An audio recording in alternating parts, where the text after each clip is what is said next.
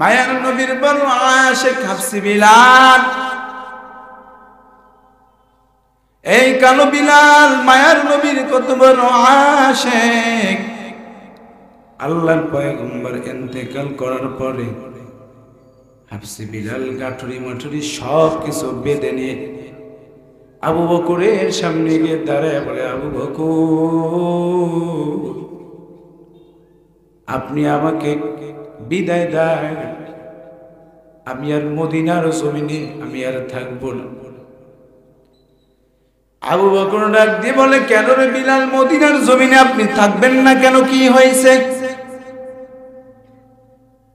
বিলাল ডাক দিয়ে বলে, আবু বকর শোনেন, আমি বিলাল আযান দেওয়ার পরে ডানে তাকাই বামে তাকাই আমার মায়ের নবী নেই। আমি বিলাল কার জন্য থাকবো? আমার মায়ের নবী দুনিয়ার থেকে বিদায় হয়ে চলে গেছে। হেরে নবীর উম্মতের দল, ও যুবক ভাই, ও বাদারের আম্মা জান, নবীর আদর্শওয়ালা জিন্দেগি নিজের মধ্যে আপনি গঠন করে নেন। মা বোনদের জন্য 3টা নসিহত।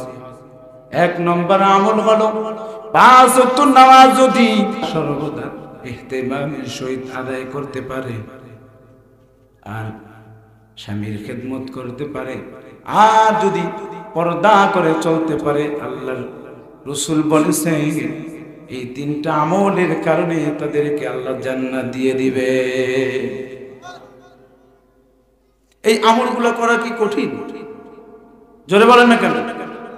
তা আমল করব কতটুকু? অল্প। কতটুকু?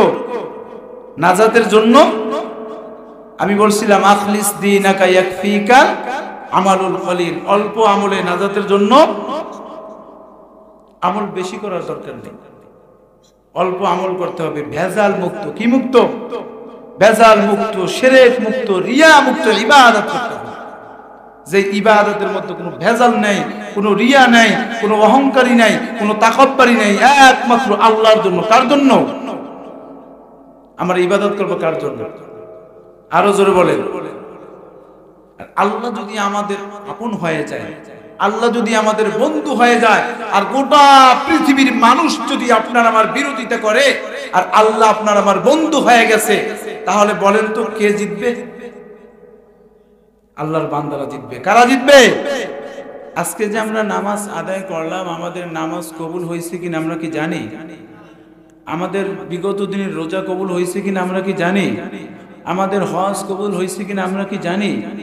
কিন্তু জানি না। বিষয় হলো জানি না কিন্তু মানি, জানি না কিন্তু কেন? কারণ ওই যে আল্লাহ তাআলা বলে যে বান্দা আমি আল্লাহ তাআলা তোমাদেরকে মাফ করে দিব, কিন্তু বিষয় হলো যে আল্লাহ তাআলা যেই কাজ করলে আমাদেরকে মাফ করে দিবেন সেই কাজ থেকে আমরা অনেকেই আজকে গাফেল হয়ে গেছি। ঠিক কিনা জোরে বলে? বর্তমান জামানায় মানুষ গুনাহের কাজে স্বাভাবিক থাকে, নেকের কাজে আশ্চর্য হয়। গুনাহের কাজে কি থাকে? স্বাভাবিক থাকে, নেকের কাজে আশ্চর্য হয়। আপনারা বুঝবেন উদাহরণ দিলে। কোন সন্তান যদি আল্লাহর রাস্তায় সফর করে 41 দিন চিল্লা লাগায় বাড়িতে আসলো, বা আল্লাহর রাস্তায় 3 মাস সময় লাগায় বাড়িতে আসলো, দাড়ি হইল, মাথায় টুপি আছে, লম্বা জামা আছে, মসজিদে গিয়ে যখন সামনের কাতারে নামাজ পড়ে অনেক মানুষ এই তাকে নিয়ে সমালোচনা করে। ঠিক কিনা জোরে বলে? সমালোচনা করে কি? তোমার কি বয়স হয়েছে? এখনই দাড়ি রাখছো, এখনই টুপি মাথায় দিছো, এখনই জুব্বা পরছো, তোমার তো এগুলোর বয়স হয় নাই। কিন্তু বাকি বিষয়গুলো হলো বয়সের সাথে আমলের সম্পর্ক কি বলেন? আমরা যে কবরে যাব, কে কোন বয়সে যাব, কে কোন বয়সে যাব এটা কি আমরা জানি? আমরা যে কবরে যাব কে কোন বয়সে যাব আমরা কি জানি? কিন্তু আমরা উদাসীনতায় ভুগতেছি। কে কখন মারা যাব সেটাও জানি না, কে আগামীকালকে কি খাবো সেটাও জানি না, কার কবর কোথায় হবে সেটাও জানি না, তারপর উদাসীনতায় ভুগতেছি। ঠিক কিনা জোরে বলে? আমলগুলো ছেড়ে দিতেছি। নেক আমলে মানুষগুলো আশ্চর্য হয়ে যায়, গুনাহের কাজে স্বাভাবিক থাকে। এটা কিয়ামতের আলামত। কিসের আলামত? আমরা কি নবীকে দেখছি? সাহাবীদেরকে দেখছি? তাবেঈদেরকে দেখছি? আনসার মুহাজিরদের দেখছি? খোলাফায়ে রাশিদিন ওলামা একরামদেরকে পাইছি, ঠিক কিনা জোরে বলেন। রাগ করিয়েন না বাবা, আমি ওই অনেক দূর থেকে আসছি, বরিশাল পানি এলাকার মানুষ, সাগর আর সাগর, যত দক্ষিণে যাবেন শুধু সাগর। বাকি বিষয়গুলো হলো আমরা আশ্চর্য হই নেক আমল করার ক্ষেত্রে আমরা কোনো যাচাই বাছাই করি না, নেক আমল করার ক্ষেত্রে আমরা কোনো কিছু তাহাকিক করি না, জানি না, যেইটা জানি না ওইটাও জানি না, কিন্তু প্রত্যেকটা বিষয় আমাদের বিবেক দিয়ে, আকল দিয়ে, বুদ্ধি দিয়ে সবকিছু করি, কিন্তু নেক আমল করার ক্ষেত্রে বিবেকও কাজ করে না, আকলও কাজ করে। কি বলেন, ঠিক কিনা? হুজুরে যে আলোচনা করছে গুরুত্বপূর্ণ আলোচনা, যুগ উপযোগী আলোচনা। বর্তমান জামানায় এই পরিস্থিতিতে তো নবী মুহাম্মদুর রাসূলুল্লাহ সাল্লাল্লাহু আলাইহি ওয়াসাল্লাম আসতো, তাহলে আমাদের আমলের হালাত, আমাদের অবস্থান, আমাদের এই পরিস্থিতি দেখে জনাবে মুহাম্মদুর রাসূলুল্লাহ সাল্লাল্লাহু আলাইহি ওয়াসাল্লাম বলতেন নিজের জবান দিয়ে যে আমার উম্মতগুলোর যে হালাত, এই উম্মতগুলো জাহান্নামে চলে যাবে। গুনাহ আমরা এত পরিমাণে করি, দৈনন্দিন আমাদের গুনাহ হইতেছে, ঠিক কিনা জোরে বলেন। নেক আমল কতটুকু হয়? 5 ওয়াক্ত নামাজ পড়ি, তাও অনেক সময় পড়ি, অনেক সময় পড়তে পারি না। কি বলেন, ঠিক না? قال النبي صلى الله عليه وسلم أخلص دينك يكفيك العمل القليل। মায়ের নবী আমার ডাক দিয়ে বলে, উম্মত,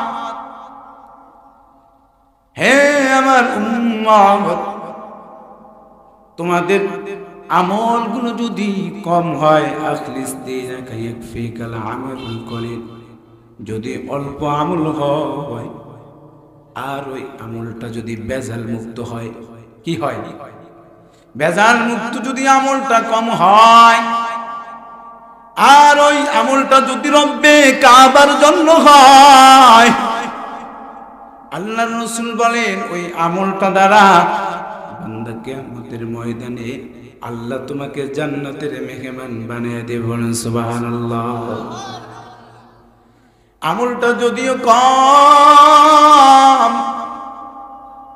কিন্তু আমলটার মধ্যে শিরক নাই, বিদআত নাই, ওই আমলটার মধ্যে কোনো ভেজাল নাই, চুরিও নাই, কোনো কিছুই নাই। এর নবীর উম্মতের দল বর্তমান জামানায় মুসলমানের ইবাদতের অবস্থা দেখে মনে হয় মুসলমান তার ইতিহাসগুলো ভুলে গেছে। মসজিদে যায় বান্দা, সিজদা দিয়া আবার সিজদা উঠায়, মনে হয় যেন মুরগিতে যেইভাবে ধান খায় এইভাবে সিজদা করে, ঠিক কিনা জোরে বলেন।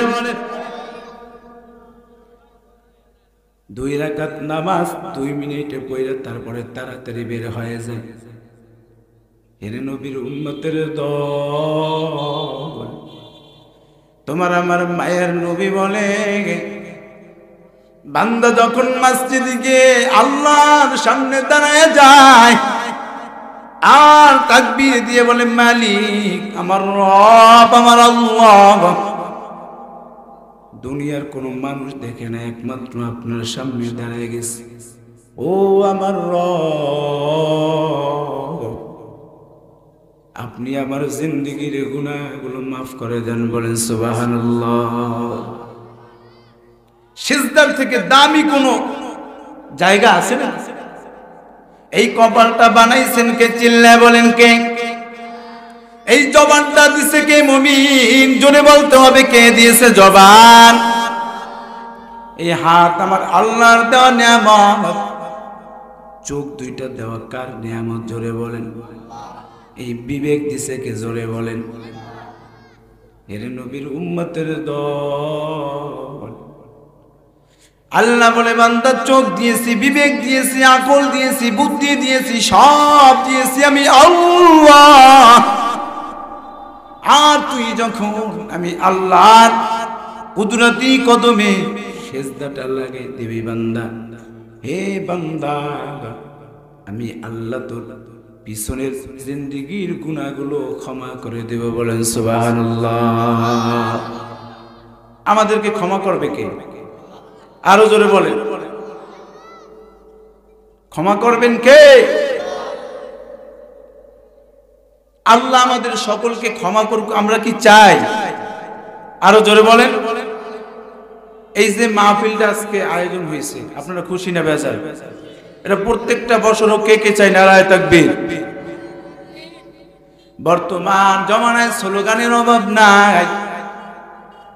রাস্তায় দাঁড়ায় বান্দা স্লোগান দেয় যে আমার নেতার চরিত্র ফুলের মতো পবিত্র,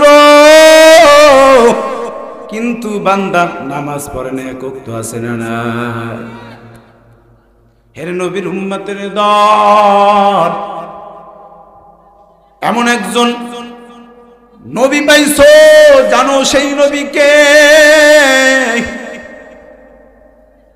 যেই নবীর উম্মত হওয়ার জন্য অন্য অন্য নবীরা পর্যন্ত পেরেশান, এই নবীর উম্মত হওয়ার পরও যারা নবীর সুন্নাত অনুযায়ী জীবনটা চালাইতে বড় কষ্ট পায়, বোঝা গেল তোমাদের ইমানের মধ্যে বড় ভেজাল, ঠিক কিনা? হুজুর যত কথাই বলেন, আজকে নামাজের ওয়াজ করেন, হেদায়েতের কথা বলেন, কিন্তু হুজুর যতই কথা বলেন ওয়াজ ঠিকই শুনবো, কিন্তু এক ওয়াক্ত নামাজও পড়ব না, এরকম পাবলিক আছে না নাই? জোরে বলেন, আছে না নাই? এই মাহফিল তখনই সার্থক হয়ে যাবে, এই মাহফিল তখনই কামিয়াব হয়ে যাবে যখন বান্দা একটা কথা যদি হেদায়েতের নিয়াইতে একটা কথা যদি বান্দা শুনে, ওই একটা কথা যদি আমল করে, ওই একটা কথাই বান্দার নাজাতের জন্য যথেষ্ট, ঠিক কিনা? জোরে বলে। কেমন যেন হয়ে গেছে মুসলমান, আজান শুনলে রাসূল করিম সাল্লাল্লাহু আলাইহি ওয়াসাল্লাম বলে যে আজান হলো মানুষকে আল্লাহর দিকে ডাকা। কার দিকে? আল্লাহ রাসূল সাল্লাল্লাহু আলাইহি ওয়াসাল্লাম বলে যারা পাঁচ ওয়াক্ত নামাজ গুরুত্ব সহকারে আদায় করবে, আল্লাহ তাআলা তাদেরকে 5টা পুরস্কার দিবে। জোরে বলেন, কয়টা? কয়টা পুরস্কার দিবে? আমরা সকলেই 5টা পুরস্কার পাইতে চাই তো ইনশাআল্লাহ? কে কে চাই? নারায়ে তাকবীর। আল্লাহ কবুল করে, হাত নামান। আল্লাহ তাআলা বলে ওয়ামান আহসানু قولا ممن دعا إلى الله وعمل صالحا وقال إنني من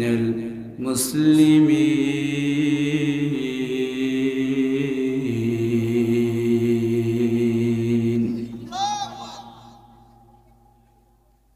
ومن أحسن قولا ممن دعا إلى الله। আমরা সকলেই বলছিলাম আমি আলোচনার শুরুতে যে আমরা সকলে দাবি করছি কি? মুসলমান। জোরে বলেন কি? ওয়া আমিলা সলিহান, নেক আমল, ওয়া ক্বালা ইন্নানি মিনাল মুসলিমিন। আমরা সকলেই মুসলমান। আরো জোরে বলেন না কেন? আমাদের তাকবীরের আওয়াজ আস্তে হবে না জোরে হবে? আরো চিল্লায় বলেন, জোরে হবে না আস্তে হবে? আরো জোরে বলেন। হেরে সিলেটের যুবক ভাই ও পরদারের আম্মা জান, আজকে মুসলমান কাদেরকে বলা হয়? যাদের তাকবীরের আওয়াজে গোটা বিশ্বের কাফের মুশরিক বেদিন বেঈমানের মধ্যে ভূমিকম্প শুরু হয়ে যায়, ঠিক কিনা? আজকে মুসলমান যদি তাকবীরের আওয়াজকে বন্ধ করে দাও, কয়েকদিন আগে দেখো না মুসলিম হয় কিছু হিন্দু আমাদের মুসলমান ভাইদেরকে হত্যা করেছে, ঠিক কিনা? জোরে বলে। হেরে নবীর উম্মতের দল, তাকবীরের আওয়াজ যদি বন্ধ করে দাও, এই শাহজালালের পবিত্র ভূমি সিলেট জেলাটা এমন একটা জেলা যেটাকে বাংলার পূর্ণভূমি জেলা বলা হয়। এর নবীর উম্মতের দল এই সিলেট থেকে শাহজালাল ইয়ামানি তাকবীরের আওয়াজ দিয়েছে, তাকবীরের আওয়াজ।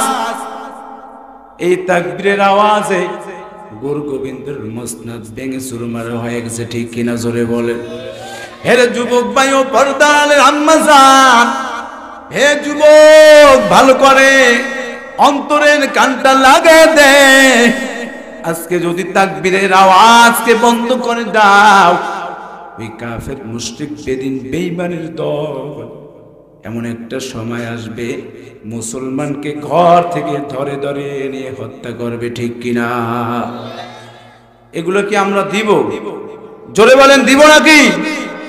কাফের মুশরিক বেদিন বেঈমান হিন্দু থাকো, বৌদ্ধ থাকো, খ্রিস্টান থাকো, ইহুদি থাকো, মনে রাখবা মুসলমানের ঈমানের আওয়াজের সামনে গোটা বিশ্বের কাফের মুশরিক বেদিন বেঈমানের দল যদি ইসলামের উপর আঘাত করে, বাংলার ৬৪ জেলা থেকে এমন একটা আওয়াজ শুরু হয়ে যাবে, বিপ্লব শুরু হয়ে যাবে।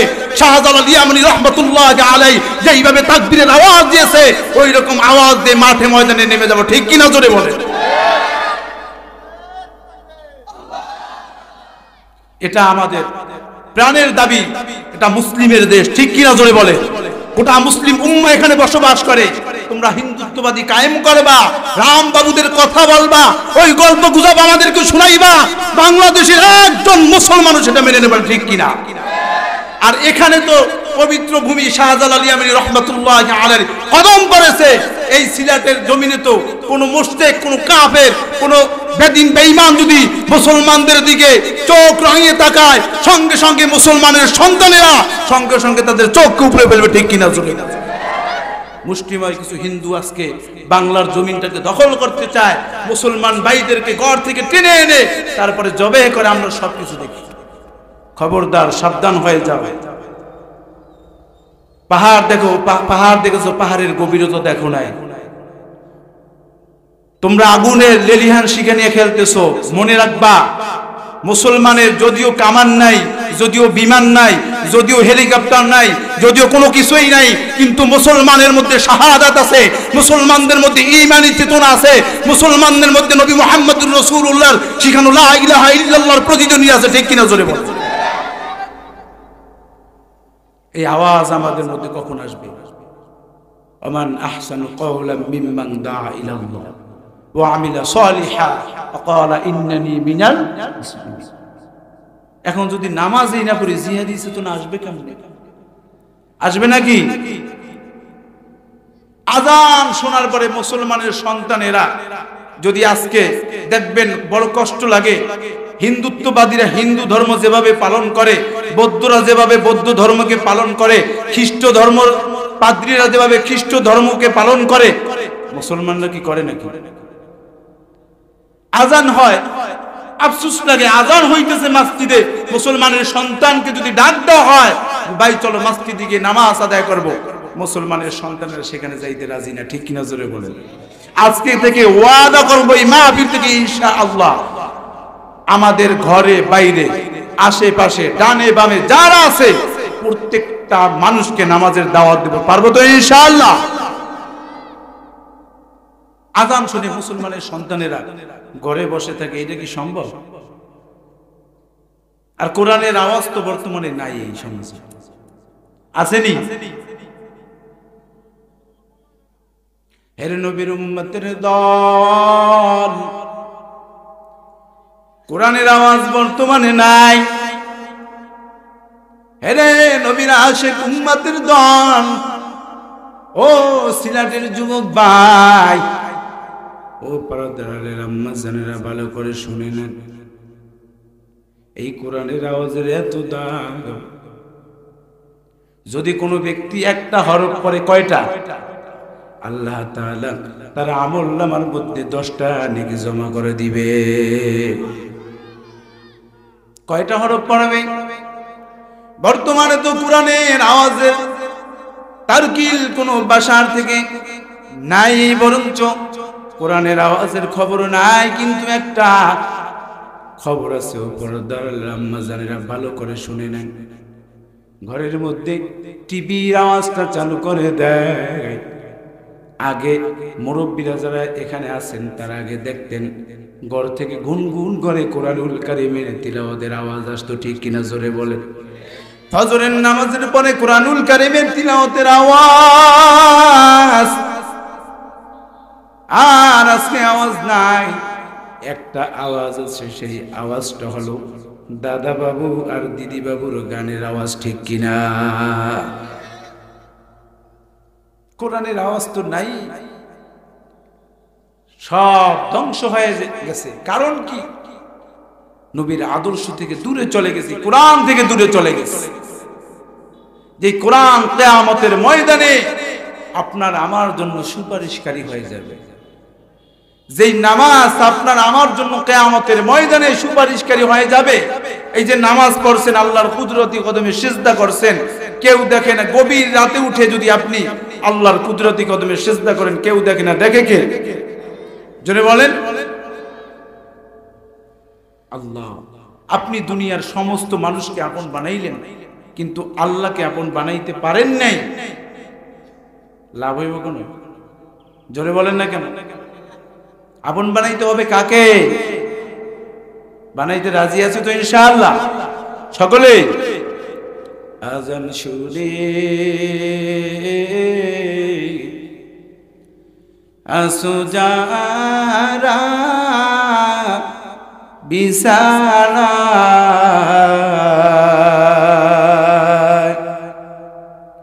আজান শুনে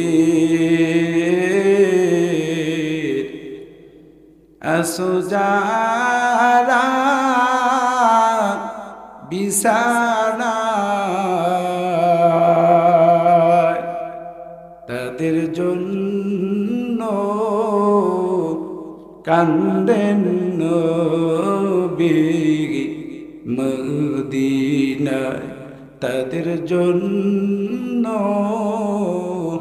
কান্দেন নবী মদিনায়। সেই নবীর জন্য একটু মায়া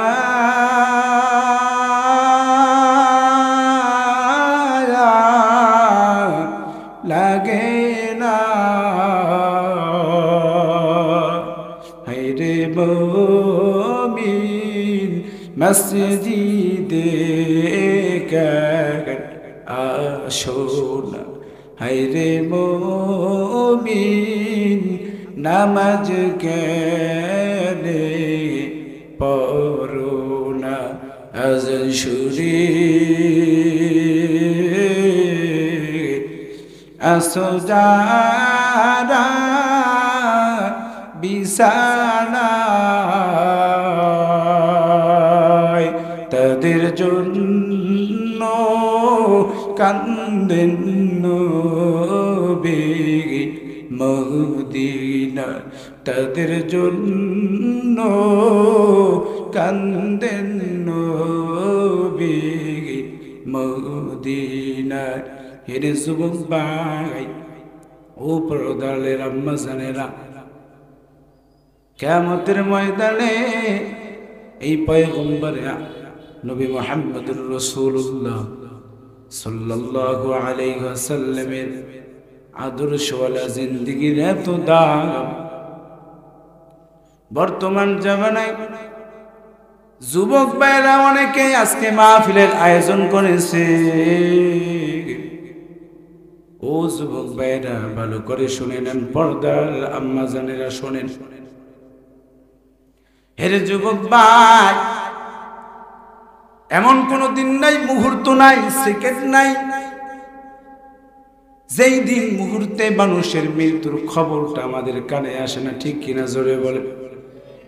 রোড অ্যাক্সিডেন্টে মানুষের মৃত্যুর খবরের আওয়াজ, নদীতে মানুষের মৃত্যুর খবরের আওয়াজ। কয়েক বছর আগে বরিশালে এক লঞ্চে আগুন লেগেছে, চতুর্দিকে পানি আছে, ডানে পানি পানি বামে পানি, লঞ্চের মধ্যে আগুন লেগে গেছে।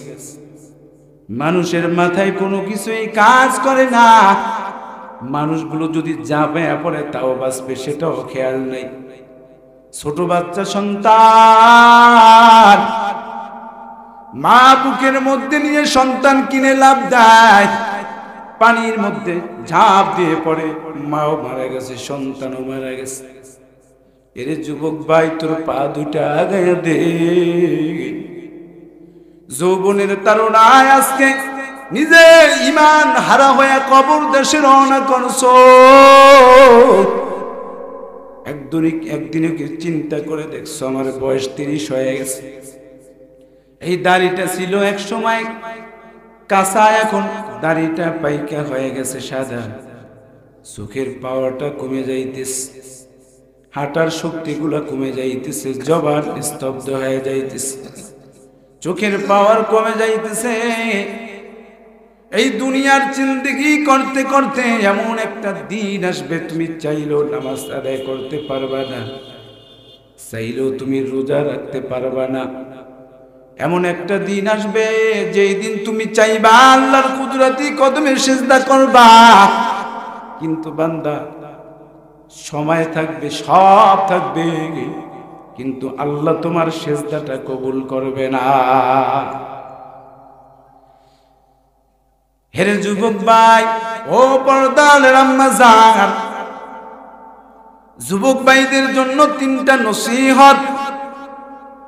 1 নম্বর, যুবক ভাই, তোমাদের পা দুইটা ধরে বলে যাই, আজকের পর থেকে একটু তাওবা করে নিবা। জীবনে যতদিন দুনিয়াতে বাঁচবো, ওই মায়ের নবীর সুন্নাতের উপরে আঘাত করবা না, পারবা নাকি? যুবক ভাইরা পারবেন নাকি? জোরে বলেন। নবী, মায়ের নবী, রহমাতুল লিল আলামিন, এমন একজন নবী, যেই নবী তায়েবে রক্তাক্ত শরীর নিয়ে আল্লাহর কাছে দোয়া করে, মালিক আপনি তায়েবদের যুবকদেরকে মাফ করে দেন আল্লাহ। এমন একজন নবী পাইছো রে যুবক ভাই, জানো সেই নবীর আখলাক, সেই নবীর চরিত্র জীবনে কোনোদিন বলতে পারবা না মায়ার নবী কাউকে বরদোয়া করছে নাকি? হেরে নবীর উম্মতের দল, 5 ওয়াক্ত নামাজ সময় মতো আদায় করবা, আর মায়ার নবীর সুন্নতের দাড়িগুলো মুখে রাখবা। আর যদি বিবাহ শাদী করো, বিবিকে পর্দায় রাখবা। পারবা নাকি? কয়েকটা বিষয়, কয়টা বিষয়? 3টা বিষয়। কয়টা বিষয়? 5 ওয়াক্ত নামাজ পড়বা, আল্লাহর পয়গম্বরের সুন্নাতটা মুখের মধ্যে রাখবা, আর একটা বিষয় হলো বিবাহ করলে বিবিকে পর্দায় রাখবা। কয়টা বিষয়? পারবা নাকি? জোরে বলে।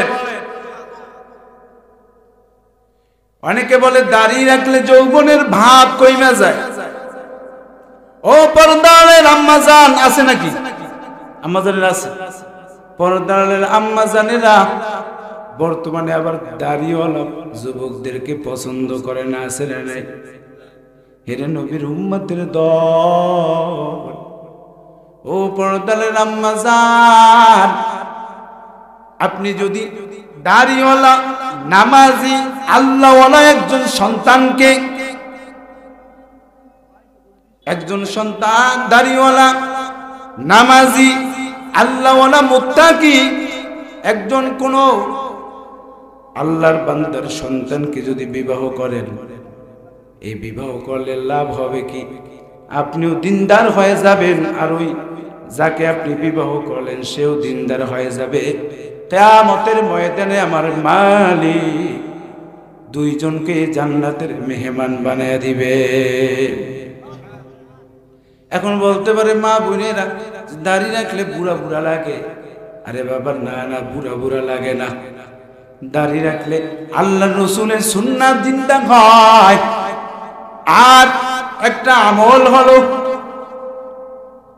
অনেক সময় অনেকে টুপিটা মাথায় দিয়ে করে ইস্তেঞ্জায় যখন যায় টুপিটা মাথার থেকে খুইলা পকেটে ভরে, আসে না নাই? এইরকম আছে। প্রস্রাব করতে যায় টুপিটা মাথার দিয়ে খুলে যায়, আবার যখন প্রস্রাব কইরা ইস্তেঞ্জা কইরা আসে পরে আবার মাথায় দেয়। ইস্তেঞ্জায় যখন যাবেন টুপিটা মাথায় নিয়ে যাবেন। পারবেন তো ইনশাআল্লাহ? পারবেন তো? মায়ার নবীর বড় আশিক হাফসি বিলাল, এই কালো বিলাল মায়ার নবীর কত বড় আশিক। আল্লাহর পয়গম্বর ইন্তেকাল করার পরে হাফসি বিলাল গাঠুরি মাঠুরি সব কিছু বেঁধে নিয়ে আবু বকরের সামনে গিয়ে দাঁড়ায় বলে, আবু বকর, আপনি আমাকে বিদায় দেন, আমি আর মদিনার জমিনে আমি আর থাকবো না। আবু বকর ডাক দিয়ে বলে, কেন রে বিলাল, মদিনার জমিনে আপনি থাকবেন না কেন? কি হয়েছে? বিলাল ডাক দিয়ে বলে, আবু বকর শোনেন, আমি বিলাল আযান দেওয়ার পরে ডানে তাকাই বামে তাকাই আমার মায়ের নবী নেই। আমি বিলাল কার জন্য থাকবো? আমার মায়ার নবী দুনিয়ার থেকে বিদায় হয়ে চলে গেছে। হেরে নবীর উম্মতের দল, ও যুবক ভাই, ও বাদারের আম্মা জান, নবীর আদর্শওয়ালা জিন্দেগি নিজের মধ্যে আপনি গঠন করে নেন। মা বোনদের জন্য 3টা নসিহত। 1 নম্বর আমল হলো 5 ওয়াক্ত নামাজ যদি সর্বদা ইহতিমামের সহিত আদায় করতে পারে আর স্বামীর খেদমত করতে পারে, আর যদি পর্দা করে চলতে পারে, আল্লাহর রাসূল বলেছেন এই 3টা আমলের কারণে তাদেরকে আল্লাহ জান্নাত দিয়ে দিবে। এই আমলগুলো করা কি কঠিন?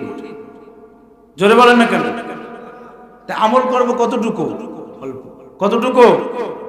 নাজাতের জন্য আমি বলছিলাম আখলিস দীনাকা ইয়াকফিকা আমালুল কলিল। অল্প আমলে নাজাতের জন্য আমল বেশি করার দরকার নেই, অল্প আমল করতে হবে। ভেজাল মুক্ত। কি মুক্ত? ভেজাল মুক্ত, শিরক মুক্ত, রিয়া মুক্ত ইবাদত করতে হবে। যে ইবাদতের মধ্যে কোনো ভেজাল নেই, কোনো রিয়া নেই, কোনো অহংকারী নেই, কোনো তাকব্বুরি নেই, একমাত্র আল্লাহর জন্য। কার জন্য আমরা ইবাদত করব? কার জন্য? আরো জোরে বলেন। আল্লাহ যদি আমাদের আপন হয়ে যায়, আল্লাহ যদি আমাদের বন্ধু হয়ে যায়, আর গোটা পৃথিবীর মানুষ যদি আপনার আমার বিরোধিতা করে, আর আল্লাহ আপনার আমার বন্ধু হয়ে গেছে, তাহলে বলেন তো কে জিতবে? আল্লাহর বান্দারা জিতবে। কারা জিতবে? আজকে যারা অক্লান্ত পরিশ্রম করে এই মাহফিলটাকে সাজাইছে, ধন্য তাদের পিতা মাতা। অনেক মানুষ আজকে এই মাহফিলে আসছেন, আলহামদুলিল্লাহ। আবার অনেকে আসতে পারেন না, হতে পারে জীবনের শেষ মাহফিল এইটা। এই যে আজকে বসছেন, আগামীকালকে কে কে বাঁচবেন? বাঁচবেন নাকি? আমি একবার আলোচনা করতেছিলাম ওই উত্তরবঙ্গে। আলোচনার এক পর্যায়ে আমি বলছিলাম যে আপনারা কে কে জান্নাতে যাইবেন? অনেকে হাত তুলছে, আলহামদুলিল্লাহ। কে কে জাহান্নামে যাবেন? এক মুরব্বী দাঁড়াই বলছে, আলহামদুলিল্লাহ হুজুর আমি। কি হুজুর? আমি বললাম যে আপনি জাহান্নামে যাইবেন, বয়স কত? কয় 70 প্লাস। তো জাহান্নামে যাওয়ার জন্য আপনি বলেন আলহামদুলিল্লাহ, কারণটা কি? কয় আমরা জানি হুজুররা যা বলে সত্য কথা বলে, এই জন্য চিন্তা করলাম জাহান্নাম মনে হয় ভালো কোনো একটা জিনিস হবে, আলহামদুলিল্লাহ। কি বলেন, জাহান্নাম কি ভালো জায়গা? আল্লাহ রাসূল সাল্লাল্লাহু আলাইহি ওয়াসাল্লাম বলে যে জাহান্নামের 1 সেকেন্ডের আযাব সহ্য করার মতো ক্ষমতা গোটা পৃথিবীর কোনো মানুষের নেই। আছে নাকি? জাহান্নামের আযাব দেখছেন আপনারা? মাঝে মাঝে আগুন দেখেন, ইটের ভাটা আছে আপনাদের এলাকায়? এই ইটের ভাটায় যারা কাজ করে তাদের পায়ের নিচে কাঠের জুতা থাকে। কিসের জুতা? তারপর উত্তপ্ত এমন আওয়াজ, আগুনের তীব্রতা এত বেশি পরিমাণে, মনে হয় যেন পা পুড়ে যায়, চোখের চেহারাটা ঝলসে যায়।